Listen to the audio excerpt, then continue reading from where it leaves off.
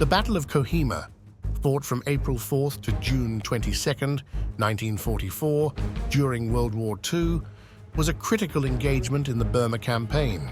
It took place in and around the town of Kohima in northeastern India, now part of Nagaland.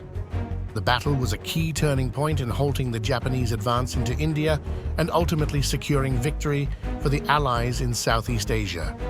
The Japanese Imperial Army, seeking to invade India, launched an offensive against British and Indian forces, defending Kohima and the nearby village of Imphal. The battle was characterized by intense and often hand-to-hand combat as both sides fought fiercely for control of strategic positions. The Allied defenders, led by British General William Slim, faced severe shortages of supplies and ammunition, but managed to hold their ground against the Japanese onslaught.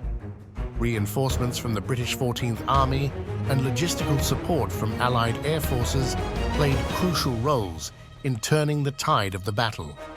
After months of bitter fighting, the Japanese forces were decisively defeated, suffering heavy casualties and forced to retreat.